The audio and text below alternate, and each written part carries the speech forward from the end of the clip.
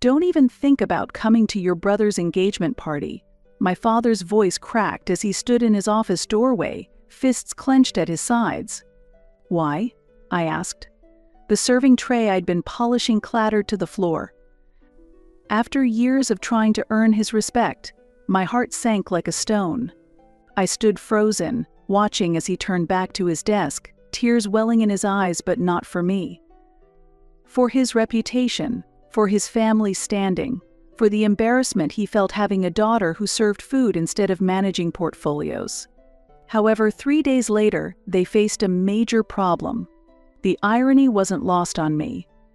My passion for food began in childhood, creating desserts in our family kitchen that made everyone smile. I was arranging cupcakes for a school bake sale when Dad first noticed my talent, his proud smile igniting something warm inside me. "What you're doing is incredible," he said, watching as I transformed simple ingredients into treats that made my classmates beam with delight. "You're creating something special here." I looked up, spatula in hand, to find myself basking in the warmest smile I'd ever seen from him. "Everyone deserves to enjoy beautiful food," I answered simply. The first sign that something was truly broken came during my high school graduation dinner. The Reynolds estate was intimidating. It had marble countertops and artwork that cost more than a year's salary at any restaurant. My mother sat stiffly at the head of the table, pearl necklace gleaming under the chandelier light. "And what are your plans now, Olivia?" she asked, though we'd discussed my culinary school applications countless times. "I'm attending the Culinary Institute in fall." "Oh, how quaint. I suppose someone needs to cook those business lunches." Dad squeezed his napkin but said nothing to defend me. "Will you be studying management?" he asked, his voice tight. "Restaurant administration is quite lucrative. You've always had a talent for cooking. You should build on that and study business management." I blinked in confusion. "I'm focusing on culinary arts. I enjoy creating food directly. The hands-on, creative work is why I love cooking." The table fell silent. Mom exchanged a look with Dad that made my stomach knot. Later that night, Dad suggested, "Perhaps you should consider being less explicit about serving food yourself. People in our circles respect business owners, Olivia. Maybe emphasize the management part more than the waitressing."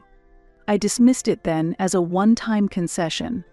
I was planning to pursue my dream of serving my own cooking to people with my own hands someday, while gaining experience as a waitress in a hotel and studying cooking. Little did I know it was the beginning of Dad's campaign to reshape me into someone his social circle could respect, someone the Reynolds family could showcase at their gatherings. For years, I tried to be both the daughter my father wanted to show off and the food service worker who found joy in creating perfect dining experiences. I maintained my shifts at Grand Meridian while attending his business functions. I wore the right clothes, learned which wines to recommend, and smiled through conversations about market trends and vacation properties. My father gradually stopped acknowledging my culinary creations and no longer saw me as the talented daughter that once surprised him. For him, my cooking was nothing more than a consistent hobby. The morning after Dad's rejection, I wandered through my small apartment, a stark contrast to the Reynolds estate in Westmoreland Heights where I grew up. My neighbors were teachers, nurses, and retail workers, people whose professions didn't involve investment portfolios or country club memberships. I remembered the charity gala I'd attended 6 months ago at Dad's insistence. A family friend, Catherine Whittington, champagne flute in hand, had cornered me by the appetizer table. "Walter mentioned you work downtown. Which firm are you with?" Her diamond tennis bracelet caught the light as she gestured. Before I could answer, Dad appeared at my side, his hand pressing firmly against my elbow. "Olivia's in the hospitality industry. She's quite talented at event coordination." Not a lie, but not the truth either. I noticed how he'd steered the conversation away from my hands-on work, my actual passion. That night, after everyone left, I confronted him. "You made it sound like I sit behind a desk all day." "I just simplified things," he said, loosening his tie. "They wouldn't understand what you do anyway." "What's there to understand? I'm a waitress at a hotel restaurant." "I'm proud of that." He sighed, that familiar crease forming between his eyebrows. "Olivia, in our circles, people expect a certain trajectory. No one serves food unless they own the restaurant." I maintained my hotel schedule despite Dad's hints that perhaps I could afford to find something more suitable now. I refused to give up the work that gives me life, the joy I feel when guests taste my food and close their eyes in delight. The power of that connection was intoxicating, magical in ways Dad's world of property values and business acquisitions could never understand. Then came the announcement that changed everything. Dad burst into my apartment one Sunday, unusually animated. "Ethan proposed to Sophia Chen," he announced proudly. She said yes. I recognized the name immediately. Sophia Chen was a rising star in the legal community. Her case is often featured in local news. "That's wonderful," I said, genuinely happy for my brother Ethan, who has always been kinder to me than our parents. "When's the party?" "Next month. They're planning to get engaged quickly before her big case." His eyes sparkled with an intensity I hadn't seen directed at me in years. "A Chen joining the Reynolds family. Your mother's thrilled." The Chen-Reynolds engagement consumed all family conversations. Sunday dinners became planning sessions about guest lists and business connections. "Sophia's family wants traditional elements," Mom said one Sunday, dabbing her lips. "But the networking opportunity will be incredible." I sat quietly, my stomach turning as love transformed into business. Ethan looked uncomfortable too. As the party approached, Dad's criticisms grew harsher, no longer suggestions but demands. "Can't you take that week off?" he asked during a rare visit. "Why don't you help with the preparations instead of waiting tables?" "Why would I do that?" Sophia's connections include judges, politicians, people who could help this family. "Help with what, Dad?" "I have a job I love." "I'm talking about a real job, Olivia." He stood up as his voice rose. "Something befitting a Reynolds. Not serving food all day, like a teenager." The silence that followed was deafening. I felt the final thread connecting a snap. "Is that what you think I do? Just serving food? You know what I mean. I create experiences. I make people feel welcomed." "What exactly do you do, Dad? Besides worrying about what others think?" Our relationship fractured completely. The man who once watched me cook with wonder now couldn't look at me without disappointment. 1 week before Ethan's engagement party, I was offered the chance to cater a local film festival. Maya, our hotel's chef, had recommended me for it. It was my chance to launch my dreams. I accepted the offer immediately. When I told my father I couldn't help prepare for the engagement party because I would be busy, his face twisted in disbelief. "You're choosing to serve appetizers instead of helping prepare for your brother's engagement party." What followed was the argument that ended everything, harsh words thrown like knives, years of resentment surfacing. Dad accused me of embarrassing the family by refusing to move beyond my little food service job. I accused him of valuing who he wanted me to become rather than who I was. And the next morning, he called me into his office. "Don't even think about coming to your brother's engagement party," he said flatly. "Why?" I asked, though I knew the answer. "I don't want people to know you're just a waitress." The word just hung between us, weighted with years of disappointment. I stood in the aftermath, spatula in hand, realizing I'd spent years trying to carve away parts of myself to fit Dad's vision, when I should have been serving myself first. 2 days before Ethan's party, my phone rang at 6:07 a.m. Mom's name flashed on screen. Unfortunately, my curiosity won over my initial reluctance. "Olivia," her voice was high and tight with panic. "We need to speak with you." "I'm listening." I kept my tone neutral. "The catering company canceled their contract because of the hurricane. The replacement we found is completely inadequate." I bit back a laugh. "That sounds unfortunate." "It's a disaster. Their food is inedible, and guests will arrive tomorrow." Sophia's parents are flying in today. The satisfaction warming my chest was petty but real. "What does this have to do with me?" "We need your cooking abilities." The words seemed to pain her. "My abilities as what? A waitress?" I emphasized the last word. "Yes, and your culinary skills." I thought my profession embarrassed the family. "Olivia, please. This party is important to all of us. I'm asking for your help." "I have a booking for the film festival," I lied. In reality, the film festival was the following weekend. "We'll compensate you generously, plus bonuses for the inconvenience." "I'll think about it." I ended the call. Minutes later, my phone chimed with a voicemail from Ethan. "Olivia, it's me. I know things are awful between you and Dad, but we're desperate. Sophia's threatening to postpone our engagement because the food looks like her word's cafeteria slop that would humiliate my parents. No caterers can help on short notice. Please, if you could help us."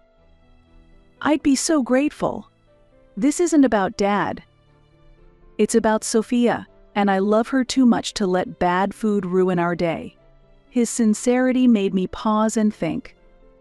Ethan has always been kind, defending me when Mom made cutting remarks. Unlike Dad, he loved Sophia for who she was, not what she represented.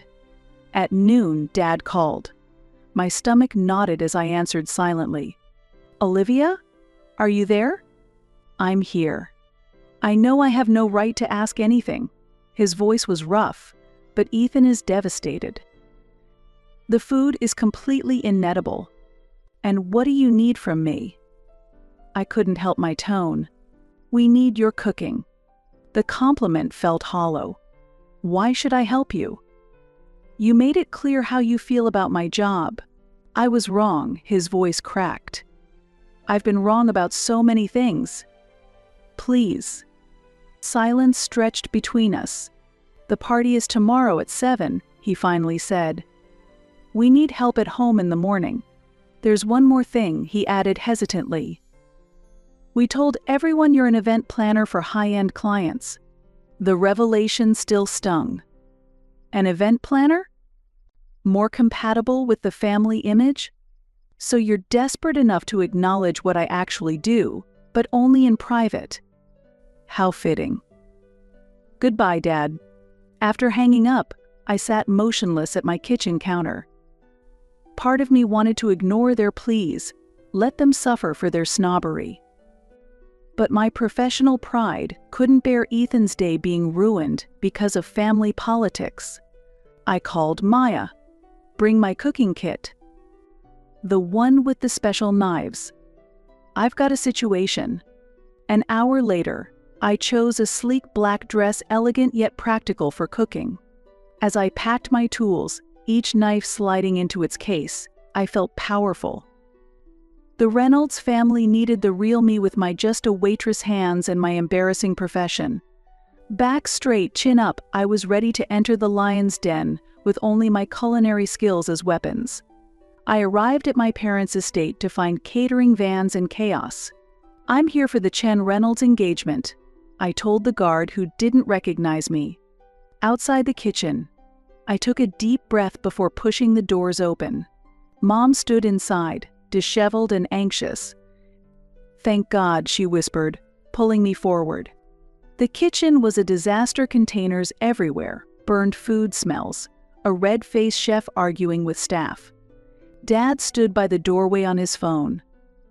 When he saw me, relief in his eyes quickly turned to shame. He couldn't meet my gaze. "Olivia's here," Mom announced, commanding once again. Sophia Chen appeared, elegant despite her worry. The food samples were indeed catastrophic: overcooked meat, broken sauces, terrible presentation. "You're the chef?" she asked, hope in her eyes. "I am," I replied, setting my case down. "I'm Olivia." "Walters," she hesitated. "Daughter," I supplied simply. "I surveyed the kitchen disaster."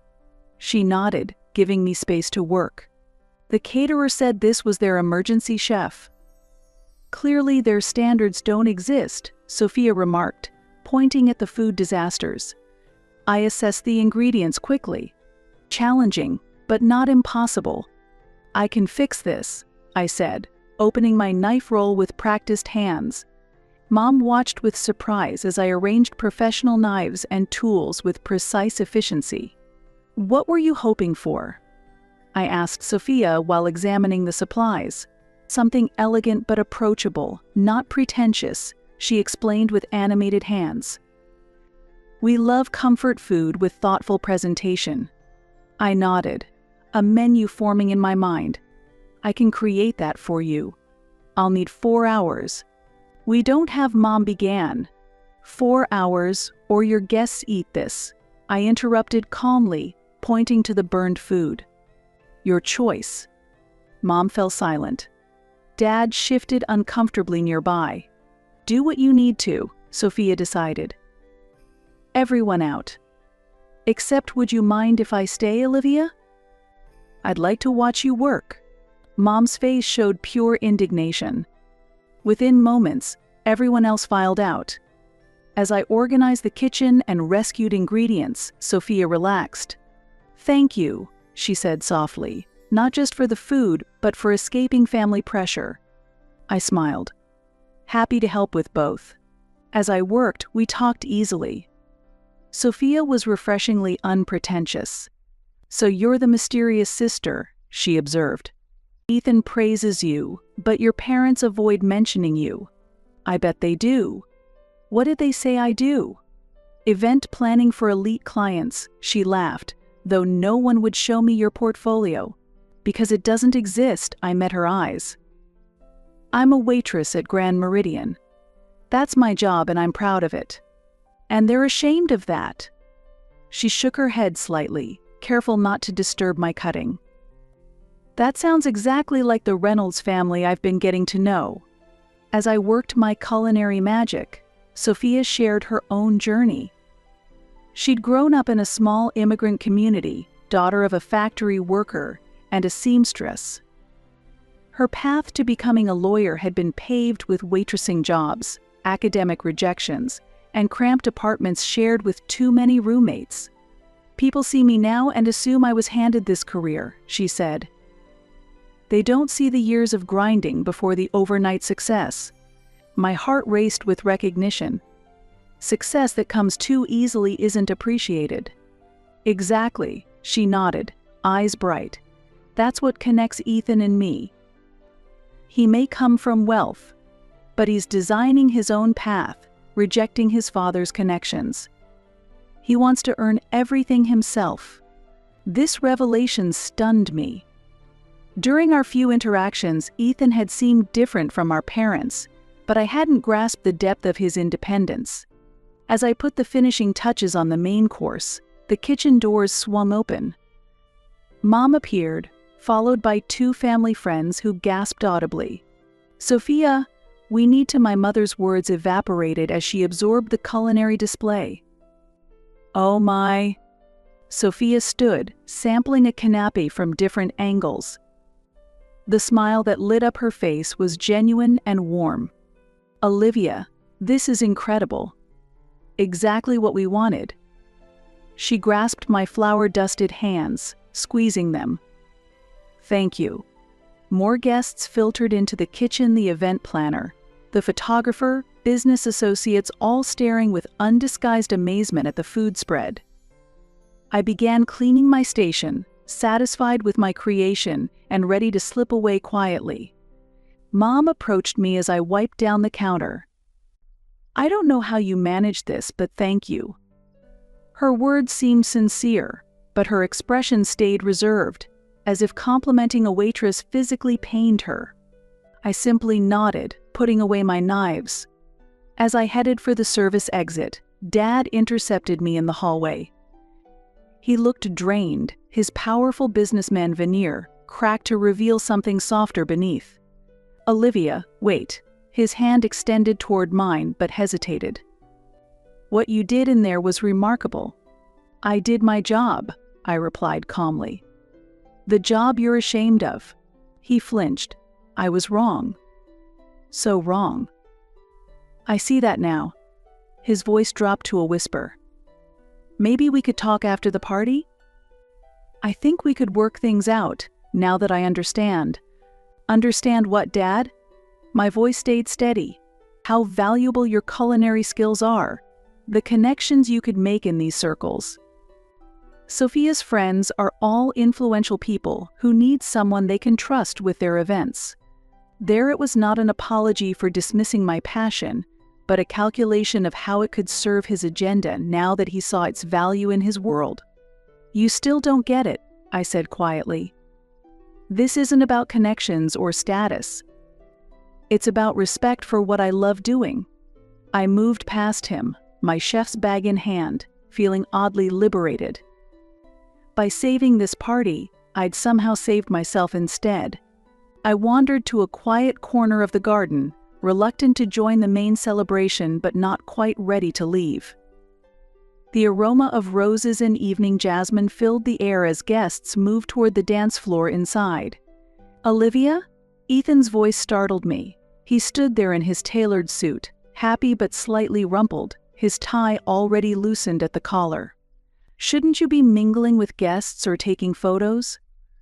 I asked, surprised to find him alone. "They can wait 5 minutes." He approached, hands tucked in his pockets. "Sophia told me what you did, how you stepped in when we didn't deserve your help." I shrugged. "Professional pride. I couldn't let everyone go hungry at your engagement party, even if I wanted to." Ethan laughed. Then his expression sobered. "It was more than that, and we both know it." He nodded toward a stone bench, and we sat. "I need to apologize for our family, for how they've treated you, for how Dad." His voice faded. "You don't need to apologize on his behalf." "Maybe not, but I understand him better than most." Ethan stared at his expensive shoes. "There's something about growing up as a Reynolds that distorts your worldview. Everything becomes about appearances, connections, the right schools, the right career paths." I listened as Ethan spoke honestly about the pressure of our childhood, the subtle and obvious ways our parents had molded our perspectives. "It was only when I stepped away from everything that I could see how unhealthy it all was," he admitted. "Dad never allowed you that freedom. He kept you close, under his thumb, trying to force you into his vision." "That doesn't excuse how he treated me," I said softly. "No, it doesn't." Ethan met my gaze directly. "Nothing excuses that. But I want you to know that not everyone in this family thinks that way. Sophia and I certainly don't." As we walked back toward the party, Ethan asked something that caught me by surprise. "What will you do now?" "About you and Dad?" "I'm not sure yet," I answered honestly.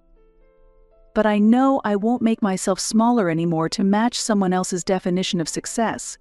The party was thriving when we returned. Guests filled the dance floor. I found a quiet spot at a table near the garden's edge, content to watch from afar.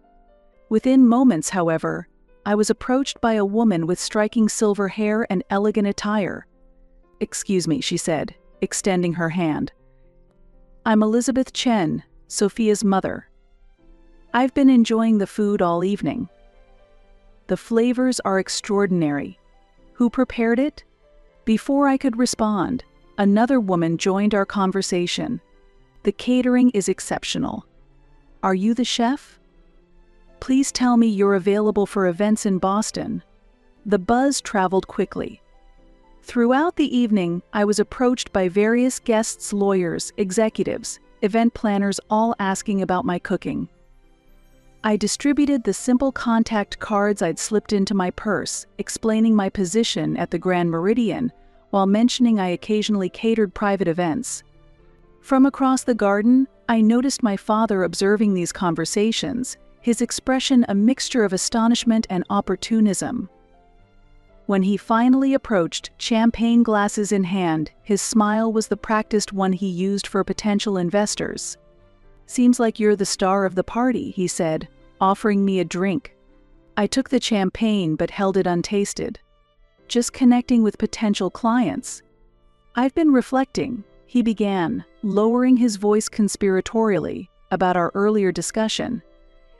We should really reconsider your situation.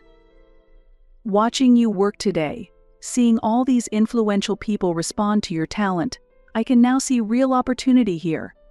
"Opportunity?" I echoed, the word tasting sour. "For both of us," my father continued, blind to my reaction. "Your culinary skills, my business network. We could reimagine your career path, perhaps launch an exclusive catering service for elite clients. Maybe even open a boutique restaurant under the Reynolds name." His words revealed everything. Even now, he couldn't simply value what I did.